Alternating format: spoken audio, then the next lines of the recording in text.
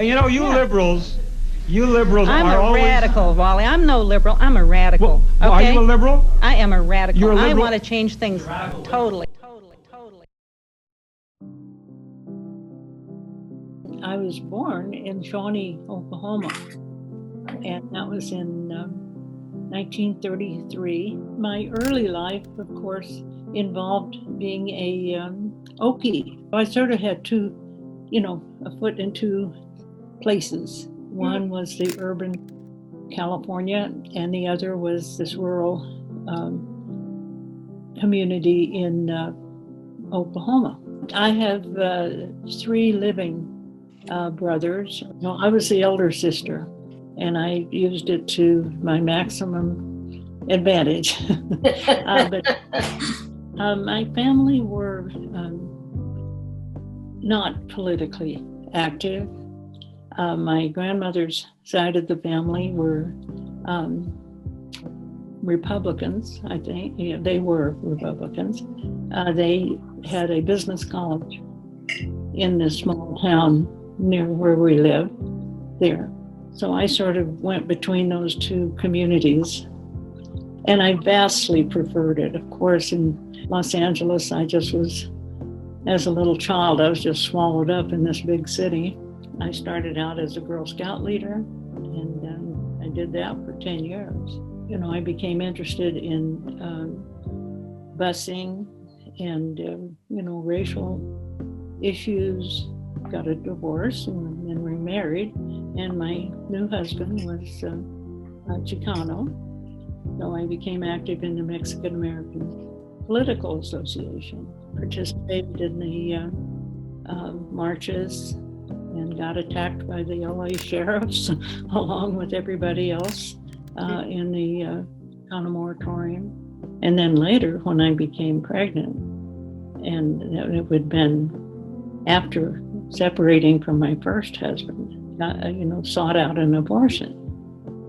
And that was not easy to do. Mm-hmm. So I had quite a tumultuous experience at that time prior to becoming a feminist.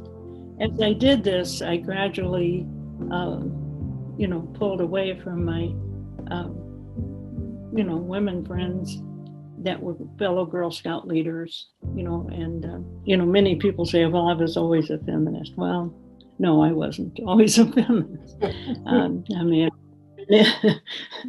I may have been independent and so forth and active, but I had not yet, experienced sisterhood in the feminist sense of the word.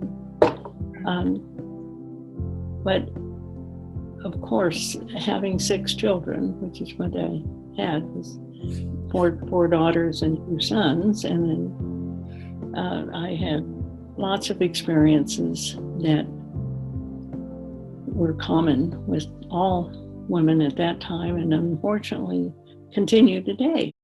I heard about a NOW meeting that was being held. It was down at 8th in Vermont.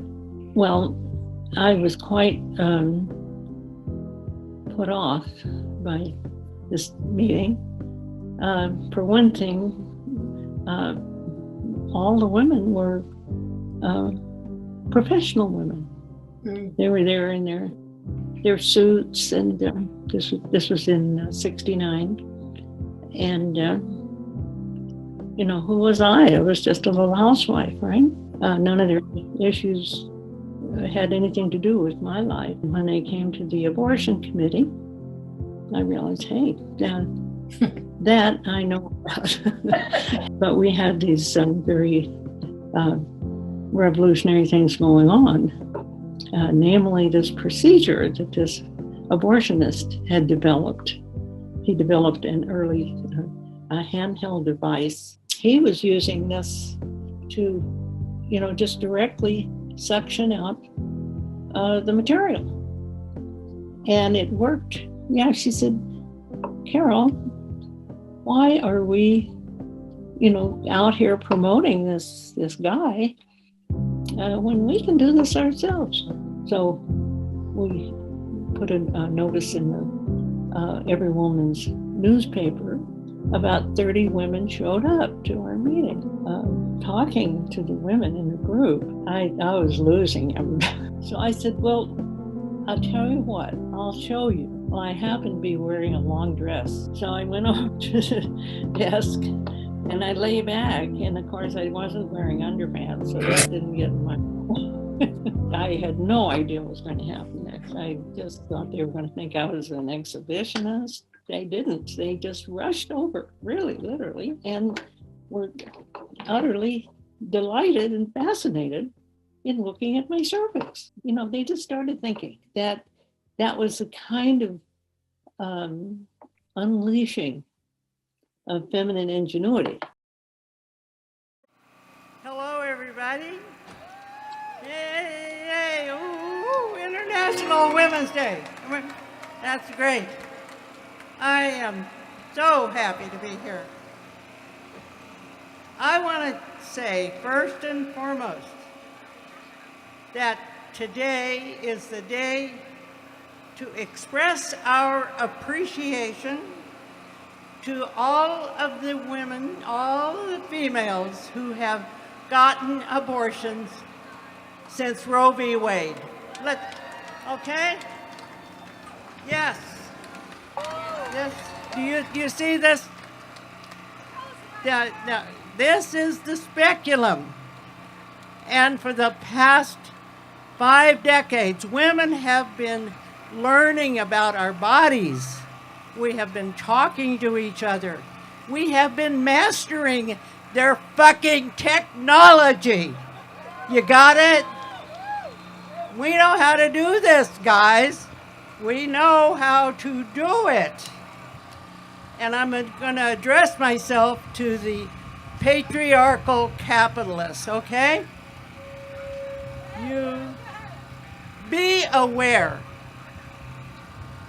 that we may have to overthrow you in order to get this done. Because when we get moving and when females get moving, we're going to bring everybody along. And we just might end up freeing everyone. Okay? Okay. Anyway, let's go to the audience. We have some questions. Go ahead. My name is Lorraine Rothman, and I live in Fullerton. Well, all right. I'd really like to hear a little bit more from Carol Downer.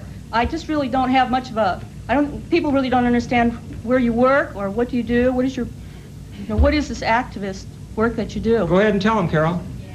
Well, I'm glad that you asked me. Stand up, ladies. Go ahead. Along with other women, about 13 years ago, we founded self-help clinics, and this is where women can learn about their own bodies through self-examination using a plastic vaginal speculum, and using that as the basis of our knowledge, and the knowledge that doctors were controlling our lives along with the laws. We founded the Feminist Women's Health Centers. There's one here in Santa Ana, one in Los Angeles, Chico, San Diego, Atlanta, and about 30 others that don't belong to our particular federation. And that's what I spend most of my time in. I've been in jail a few times defending those rights. This is not the hottest seat I've ever sat on, frankly. Okay.